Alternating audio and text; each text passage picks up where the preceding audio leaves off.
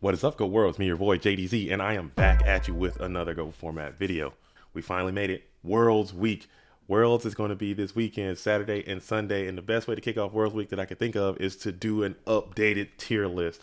Okay, the tier list that we have is kind of old, it's kind of outdated. We're going to do a new tier list today, coming straight from your boy JDZ. So here we're going to do, we're going to hop on into it. So here is the tier list. All right, so how this tier list is going to work, we're going to do it in, there's going to be 3 criteria that I'm going to use to grade these decks primarily, and I'm going to probably sprinkle a couple of other things in there as well. But the 3 main criteria I'm going to use is how prevalent these decks are in the game right now. Number 2 is how powerful these decks are compared to other decks that may be encountered. And number 3 is how easy it is for this deck to be played.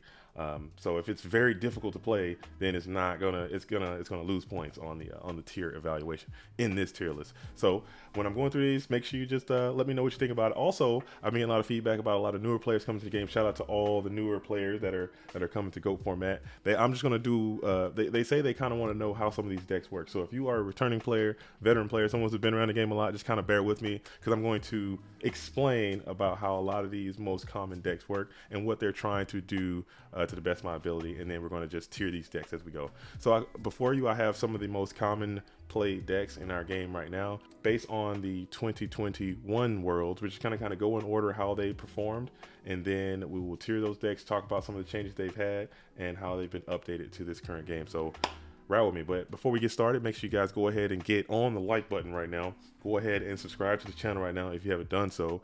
Just go ahead and hook it up. It takes like literally no seconds. That's how you can help this format grow, is by just clicking a couple buttons and being part of, you know what I'm saying, what we're trying to accomplish here. So without further ado, let's go ahead and hop on into the tier list. So coming in first place last year, we had the world champion Delinquent. He was playing the Panda Burn strategy. Okay, so here are a few examples of the Panda Burn strategy and what that deck typically looks like. It does evolve, it does rotate, just like all the decks that I'm going to mention. But here are some standard lists that you guys get an idea of what that deck looks like. But basically what this deck is trying to do is exchange its resources for direct burn damage to your opponent's life points to end the game that way. Also, it does have an aggressive side that it can use with the Gakugire Panda, the Giant Rats, clear in, get some battle damage in, swing over the Ojama Trios. Very, very powerful deck. It also caught the metagame by surprise severely last season, and it ended up doing very well in the World Championship with Delinquent taking first place overall. This deck has been I would say this deck has been overly analyzed, and how to defeat this deck has been a lot of research. A lot of research and development has gone into how to destroy and defeat this deck, and specific cards to use that have been kind of found out and have been kind of added to the side that's kind of deterred this specific deck, mainly being Mystic Walk, Royal Decree. So this deck has kind of been tailored down a little bit. If not for that research and development, this deck will be clearly placed in the S tier category, because I believe it's that powerful. However, due to everyone looking out for this deck, everyone is going to be prepared for this deck, I'm going to have to bump Burn down to an A tier. I'm going to say way left, or excuse me, way right on the A tier, because it's almost B tier now, because it's so it's not nearly as powerful as what's been severely neutered. It's still extremely powerful deck. You know, don't get it mistaken. It's still extremely powerful deck. However, it's not nearly as powerful as it was when it caught people by surprise, and before people were fully prepared for it as a real deck. People took, or middling thing, but now it's a real thing. So look out for Burn. No one likes playing Burn, but look out for it. It's a real deck. Solid A tier deck, I would say. Coming in second place, we had the Rescue Cat strategy. It was actually a Cat Burn deck played by WZ. But since I just mentioned Burn in the previous deck, I'm going to focus primarily on the Rescue Cat deck itself, which is a real deck that you can play on its own, like a pure cat deck, or a cat OTK deck, or a cat control deck. A lot of these decks you can kind of blend together, but this deck is at its core a combo deck that uses Rescue Cat, Last Will, Giant Trunade, clear your opponent's defenses, get a big push in, do a lot of damage. Maybe you can finish with a little bit of burn damage, but Burn is not, like, a lot of people just put Cat and Burn together because they work so well together, but you don't always have to play Cat and Burn. But if you go to play a combo Cat deck, or a Cat aggro deck, or a Cat control deck, those decks are, I would say those decks require they aren't played that common, for one, and they require an extremely high skill level if you want to do that. And for those reasons, I'm going to put a pure cat deck. I'm going to put that down here in the C tiers of deck. It's a very powerful deck. It's a very good deck, but it will take some serious amount of time and dedication to develop that strategy and to be proficient with it because it's a hard deck to use, and it can kind of lose to itself a lot too. Not necessarily cat burn deck, because if you're gonna go cat burn, I'm gonna put that up here with a burn deck as an A. But if you're just gonna do a cat pure deck, I'm gonna put it as C because it's very hard to use, not commonly played, and the matchups that it does face, it's gonna be just mid or all around. It's not gonna be like, oh, I got this cat deck, so I'm automatically winning. You're still gonna have to play really well, and you're gonna have to draw really well, and it's gonna be a lot of things have to go your way in order to be successful. So definitely a C deck. It needs to be explored more. There's more to be done with that deck. Coming in third in the previous World Championship, we had James Ark playing Chaos Control. Chaos Control is by far and away my favorite deck. It's a deck that I really learned how to play on. I think this deck should be somewhere up here in the beyond S tier deck. Because it's my favorite, but clearly that is not the case. I want to, and I really want to throw this deck here in the A.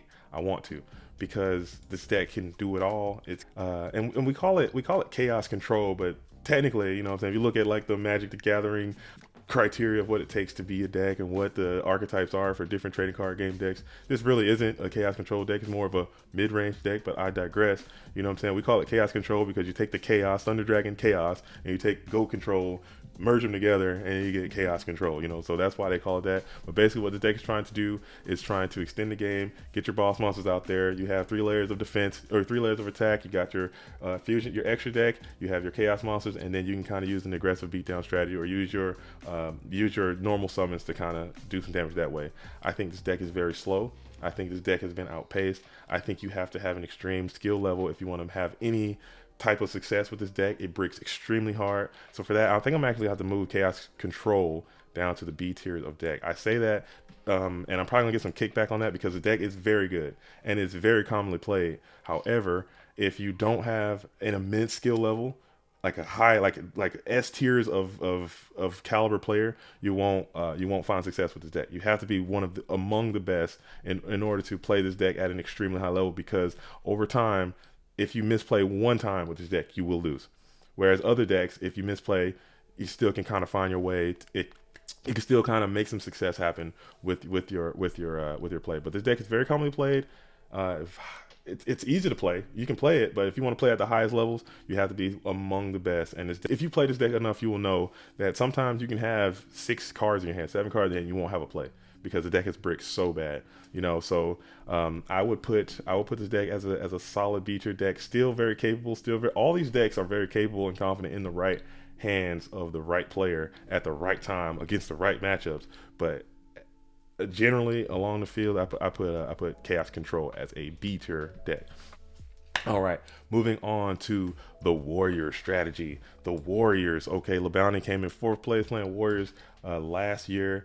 Everyone knows Warriors. Warriors could probably go up here, I would say. No, I can't do that. I can't do that. Only reason I can't do that is because the floor of Warriors is so low. The floor of entry to get in, like if you are a newer player and you're just coming to Go format and you want to just get some success right away, I would say pick up the Warrior strategy, because it's a deck that you can learn the fastest and get good quick, because the deck is very, I'm not saying it's easy. It takes a long time to master. There's only a few LeBounties. There's only a few SDLs. There's only a few, you know, Soul Masters and Lucases of the world for a reason, because the deck is hard to master, but it's easy to get in on. It's easy to get in and do some and make something happen with. I put some example up here as well of what that deck looks like, but I can't put it at S because everyone is evolving to destroy this deck. This deck, when it first started, was called Anti-Meta Warriors. Okay, Anti-Meta Warriors. Well, guess what? The meta has changed, and the Warrior deck really hasn't changed a lot to keep up with the changing meta. So now the Anti-Meta has unmeted, and now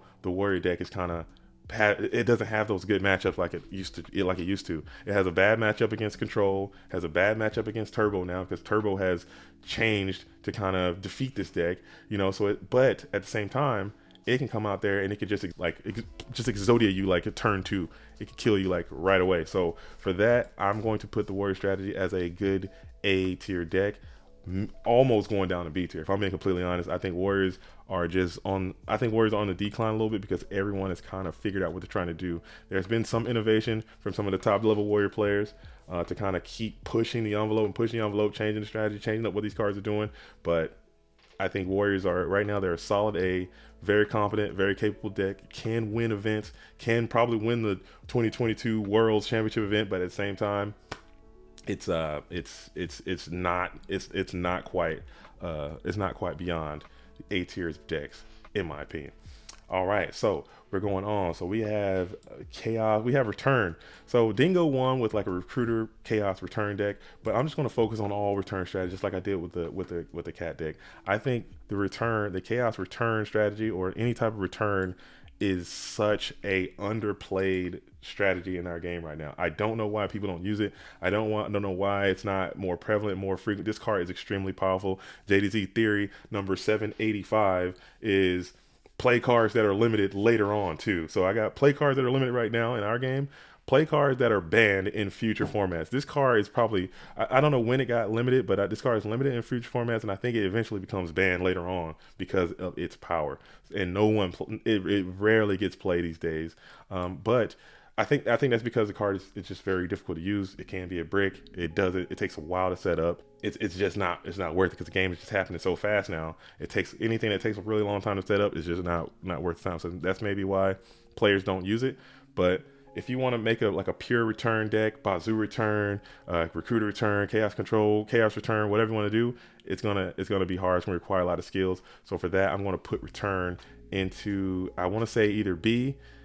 I can say B. I will put return into the B categories of decks, simply because it's so powerful. It's so powerful. It can just win the game right away, but it's not that frequently played, and I guess it has decent matchups because it's just really splashable in a lot of different scenarios. So I'll put chaos return or any kind of return strategy as a B tier of deck. All right, we're going on to, I believe, John Wick, I want to say, was the highest place in Chaos Turbo deck.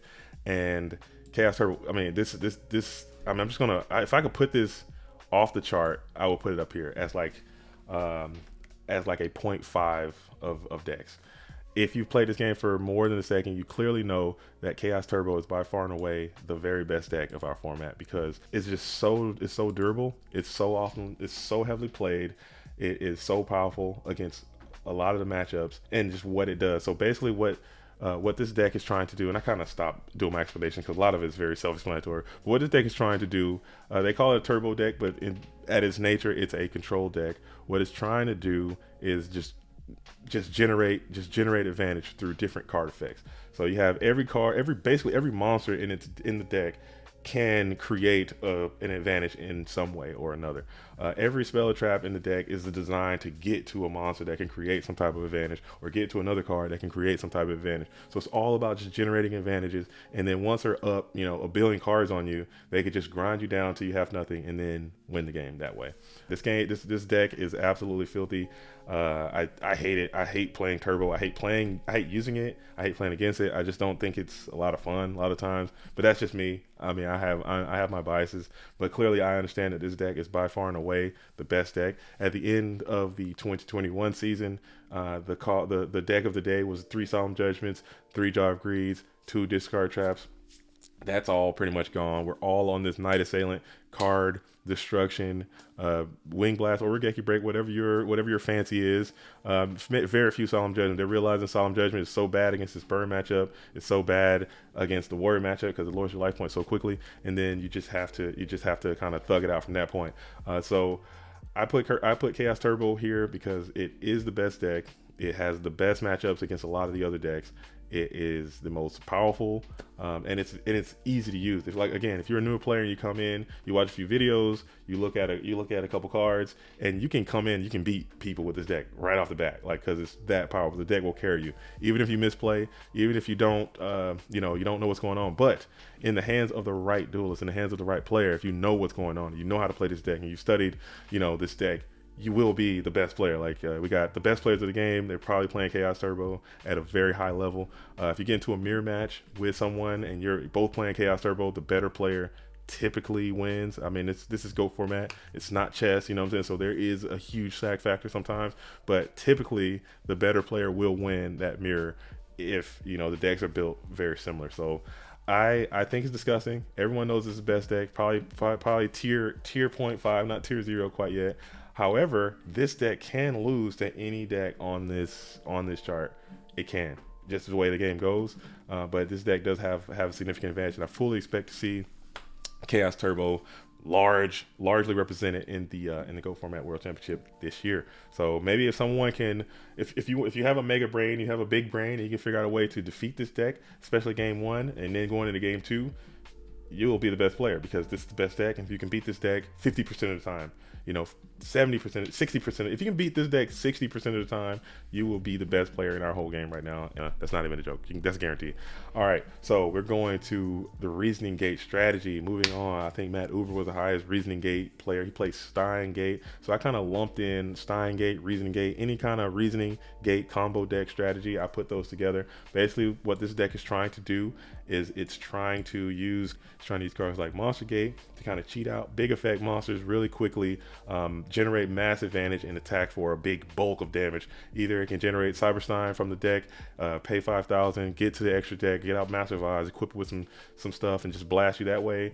Or it can, because Stein is a deck in its own. I just didn't include that here because it's not that commonly played, and it's just basically the reasoning gate Stein is much better. That's essentially what this deck is trying to do. It's a very prevalent deck. This is a very, I don't know why a lot of our newer players, shout out to all the newer players, keep playing, play what you want to play, but a lot of our newer players go straight to this deck because I have theory on that. I think this deck plays the most like a current deck, like in Go Format. And it's kind of weird to say because Go Format, we don't have there's not a lot of extra stuff going on. There's not a lot of this, not a lot of that, and pull this and do that and add this. There's not a lot of that going on in Go Format, but this deck is pretty close to that because you play your reasoning, mill some stuff, something happens, Stein comes out, something happens, you can monster incarnate, you can bring out a chaos guy. So you get multiple summons in one turn, whereas in Go you typically only get the one, maybe two if you're fortunate. But reasoning gate, I'm putting that as a solid A tier strategy. I say that because it could just win the game immediately, like without even playing. Basically, a lot of times it can brick. It's a very glass cannon. Sometimes it can brick, and you can just die in place. But a lot of people aren't siding for this deck too, so it does have a good matchup against virtually every deck, especially going game one, because it could just literally win, and then you could just thug it out game two and make it happen. So I have to put this deck as an A because it's played so much and it can just absolutely win the game. Cool deck. No one likes playing this deck either. Okay, so now we're going on to some other decks. Okay, we have the GOAT control strategy. Okay, GOAT control at a point. There was a point, if you don't believe me, there was a point in time when this deck was up here too, like a tier 0.5 deck. Everyone was playing GOAT control. It was by far and away largely the best deck in the game. Those days are absolutely gone. All right, and it's so unfortunate. GOAT control, what it's trying to do, obviously, they say it's controlled. I guess it's more of a control deck than chaos control, but what it's trying to do is extend the game using your GOAT control metamorphosis, get out your Thousand Eyes Restrict, Tsukiyomi, loop that thing up, generate a ton of advantage that way, stall the game out until you can just out grind your opponent. But what happened, people developed this deck, this Chaos Turbo deck, and it just became more efficient at doing exactly what GOAT control was trying to do. However, I just think right now in the game, you have players like Geisty, what he's doing. You have players like Jean-Claude Van Damme. Something about the German engineering GOAT control deck is alive and well. And what that deck is doing, it's kind of changing, and it's bringing GOAT control back. So I'm putting GOAT control here. I might get some slack. I might get some flack for that, but I think GOAT control, in my opinion, regular GOAT control is better than chaos control because it has way less brick opportunities. You can tailor this deck to be specific to whatever the event is that you're going into. You play a lot of warriors, you can play more aggro cards. If you're playing against more of turbo, you can add more turbo hate cards to the deck, and it still won't take away because you don't have to play so many attribute specific cards. You can play other cards to kind of support your strategy. So I think GOAT control is actually better than chaos control. That might just be some cope. I don't know, but I think GOAT control is actually an A-tier deck. I really believe that, and I could be wrong. Let me know what you guys think about it. GOAT control is back, I think. Thanks to Jean-Claude Van Damme, thanks to Geisty, thanks to other players who are playing GOAT control and still trying to reinvent what that deck is. You can get some dubs. All right, just some other decks I wanted to talk about that are also kind of showing some prevalence coming back.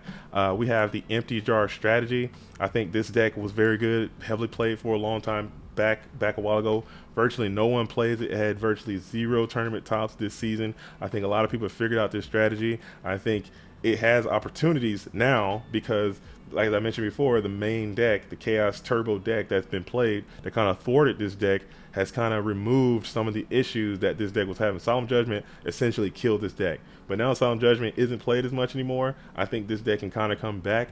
But as for now, I'm gonna have to put this deck as the D tier of deck.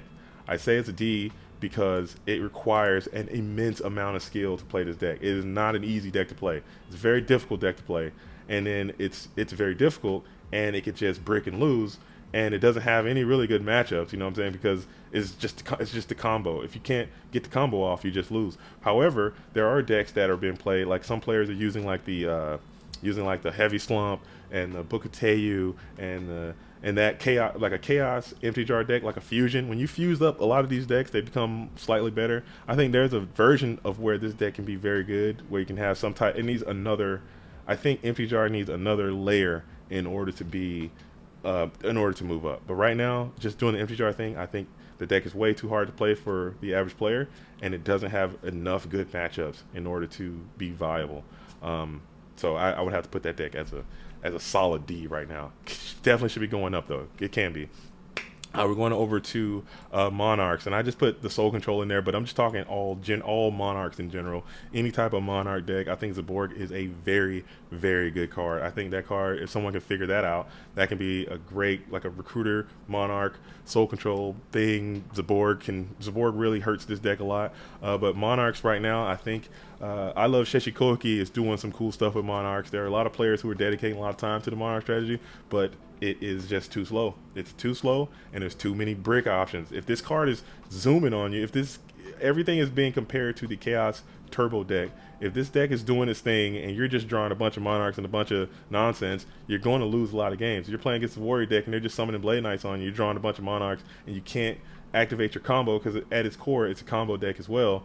You're just going to lose a lot of games. If you can figure out a way to kind of mitigate a lot of those issues, this deck can go up. But for right now, I'm putting Monarchs at a solid C.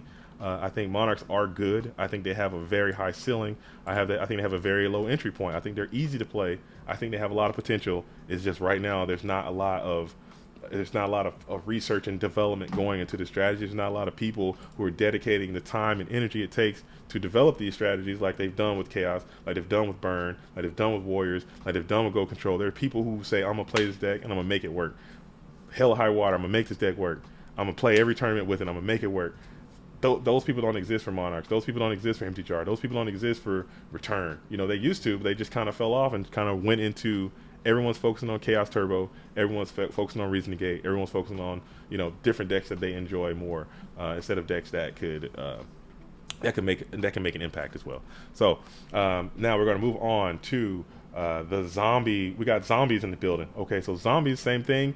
Zombies, they can win. I think zombies are good. I think zombies are a great deck. I think they have great matchups against Warriors. I think they honestly, and this is a no cap situation. I think zombies have the best Chaos Turbo matchup. Well, if they're using Wing Blast, forget it. But if they're on Regeki Break, maybe, because they can play Tribute to the Doom. They don't care too much about card advantage. They can play Kaiku. They can play Rikoki. They can play Book of Life. They can banish their cards from the graveyard. This deck is really good. No one plays it because it's just, I don't know. It doesn't. I don't know why people don't play it. I think the deck is really good. I'm still, you know what? I'm putting zombies as a B. No, I can't even do it. I'm putting zombies as a C. B or C, maybe I'll put them as like over here as like a mid B or C. The deck is really good, but it's just not played. Okay, it's not played. I can't put it as a higher if no one's using it. You know, I'll put it as a B, whatever. The C, you can get in C. Zombies are a C. I just say it because no one's playing it. It has great matchups with Warriors. Zombies has a great matchup against the Warrior deck, but it's still gotta be a C. All right, next step we're gonna talk about. We got the Earth aggro. Now this deck is coming along here at the end. It's got some recency bias. You know, I'm a recency bias kind of guy. My boy Shaggy's playing this deck. Rowan kind of pioneered this deck. It got another top in the Italian tournament. This deck is very good as well, I think. But when I'm looking at it, I think this deck is very good as well. It's got a lot of hidden potential. It just needs more. I think it needs more angles to be played as well. I'm gonna put the Earth aggro. I'm putting that as a solid B. Solid B. It used to be like a couple weeks ago. I think this deck was down here, and it slowly kind of moved to right here. but now I could see Earth aggro being a B tier of deck because it has great matchups against warriors as well. It has the ability to just go out, catch people by surprise, get very aggressive and in the games pretty quickly as well. But it's just missing something. It needs a little more research. I think it needs to figure out another angle. Maybe you can throw like maybe you could throw like a little bit of burn in there. Maybe like some magic cylinder, some ceasefire. Maybe some kind of I don't know. It's just missing another gear. Because once these guys are doing their thing, it's too late. Once it has a terrible matchup against both of the control decks. Once they're doing their thing, it's too late. Especially game one, you can give up a lot of wins that you necessarily wouldn't do against some of the other decks. I think it's a great deck. I think it's a great strategy. If you are coming in and you want to try something, this is a strategy to pick up because there's room to grow. There's room to change. So try it out. Let me know what you think. This is Worlds. I don't know. I expect to see this deck being played a few times by a few people. I don't know, but check it out. We'll see. All right. So we're going on. I put the Gravekeepers in here because this is one of my favorite decks too. And again, this is another thing that blows my mind. Like I don't understand why this deck isn't played. I think this concept is really good. We don't have a lot of archetypes in our format, as you know, but this is one that we do have, and it's good. They have a field card. They have a lot of stuff going on, but no one plays it. I gotta put my keepers down here as a D as well. But they have a great matchup against ghosts. They can pierce and move them to attack. They can banish stuff they can stop you from banishing. They can get all the stuff. Maybe it's because you have to protect that field spell and you have to do it. I think there was some success earlier with Pui, I believe. She made a Gravekeeper warrior deck and had some, when you fuse them together with other things, maybe Gravekeepers and warriors is pretty good. I think the deck is great. I think the deck is really good. They have a lot of stuff going good for them, but no one uses it. I don't know why. Maybe, like I said, maybe you have to. It's too much you have to have going on. They also can play like one of the most powerful cards I can think of. The Royal Tribute is a crazy card, and Gravekeepers can play that card, and no one uses it. It's crazy. I don't understand it. I do not understand it. What is going on with that? But it's just a metagame. I think people like to do what works. People like to come in. I want to play turbo because it works, and it's the most consistent over a longer period of time. So I'm just going to use what works, and that's probably why. But I think the keepers, because the Necro Valley is such a powerful card in this metagame. Gravekeeper's Assailant is powerful. Gravekeeper's Spear Soldier is powerful against all the goats. They have a great warrior matchup. They have a great turbo matchup. They have a great, they have a bunch of solid beefy cards that can do some stuff, but it takes a little bit of time and research and dedication. Someone will have to dedicate their time to creating a Gravekeeper strategy, and I don't think people are willing to do that. All right, so right now I got the keepers as a solid D. Not saying that it's a bad deck. It's just the fact that no one plays it, the fact that it's going to require a lot of skill and time, and the fact that it hasn't been performing. That's why I got to put it as a low deck. All right, so we have the last deck I'm going to talk about here is going to be actually I have a couple more, but there's just kind of some stuff I want to throw in. The last deck that I have here is the Chaos Recruiter deck. Basically, I kind of loop in any kind of recruiter deck. Anything like what Delinquent is doing, I call that recruiter deck. Anything like basically any type of deck with Shining Angel, Mr. Tomato, I'm just going to classify that. I think that's another deck that isn't played nearly as much. I got to put that as a solid C as well, just because it's not played that frequently. I don't know. It's a lot that can go wrong when you're playing this deck, and if someone knows how to play against this deck, you're going to be at a significant disadvantage. This is a deck, if you're new to the game too, this is a deck to just pick up and just kind of get some dubs, because it's a solid deck. It's just nowhere near. If you're going to play Chaos, you might as well play Chaos Turbo. If you're going to play a Chaos Control, you might as well play Chaos Turbo, because they're trying to do essentially the same thing. This is just doing it much better at a much more consistent rate.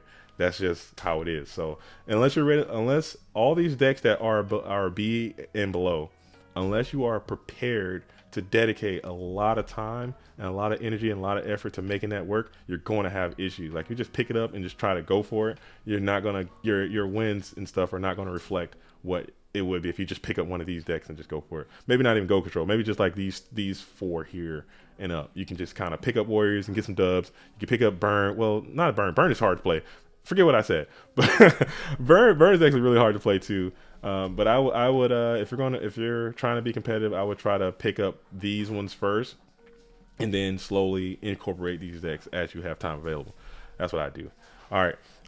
A couple other decks I just want to talk about that I had here. I have like the water strategy. I think water decks can be great. I think water decks, there's a combination card. Shout out to Kasos. Shout out to other duelists that kind of make the warrior strategy work. I think water can be good. I'm gonna put that down here. It just takes time. I think I'm gonna put the Pac-Man strategy here. You know, shout out to the Pac-Man players. We got Yugioh control. I think that deck is great. I think there's something to be said and something to be done about the Earth. The Pac-Man strategy, but right now it's underdeveloped, so I got to put that down here as D as well. And then we have another card I want to talk about, the last turn strategy. Okay, the last turn FTK OTK deck. I think that deck is also viable as a strategy to be played in this game. However, think about it. That might be something you could do. I'm gonna put that down here as well, just to kind of get it up here. But again, so all these decks, I'm not saying any deck is bad. I'm saying that if it's low, it's underplayed, it's hard to use, it takes time, and your time is not going to reflect the wins that you're going to get in return. You know, so but if at the lower you go down on the tier, the harder it's going to be. So here's my tier list. Here's what I have. Tell me where I'm wrong. If I'm incorrect, tell me I'm incorrect. I love to hear feedback. I love to hear reviews. I love to hear people tell me, hey, you got this all wrong. And we can redo this. I can get other people to come by here and we can make another one just to get their idea of what the tier list is. But this is what I have currently right now for 2022. And it could change 2023. I'm looking forward to it because the 2023, this thing will be completely different again. Or 2021 and 2020, this thing will be different. 2019, it will be different. So it's good to see that there is rotation, there is evolution. The game is evolving as new players come in. They're bringing in new strategies and adapting. A lot of decks are being fused together. You know, they're fusing different strategies together to make a more powerful deck. So those are happening, like especially in this recruiter and monarchs are kind of fusing together to make a recruiter monarch thing with Stein. I feel that I've said that before. There's a deck with recruiters, Stein, Last Will, Cold Wave that is here. It's here. I just don't know what that looks like yet. There's ratios that someone needs to get out here and develop. That is an S-tier strategy that needs to be refined and redefined until it is done. I'm not smart enough to do that. I have to lean on you guys because you guys are the better players. So tell me what you guys think about the tier list. Tell me what you guys think about Worlds. I'm ready. I'm locked in. I'm going to be there. I'm so focused. Worlds Championship. Tune in. It's going to be Saturday and Sunday, 2-day events. Cut to top cut. And then we're going to have the top cut. It's going to be all live streamed. I will be in the booth from beginning to end. I love this game, so I'm looking forward to see how that's going to go. But tell me what you guys think about this tier list, and we're gonna get busy. Until then, I'm JDZ. I'll play Ghosts. The next time, shout out to the real ones. Salute to the OGs. Peace.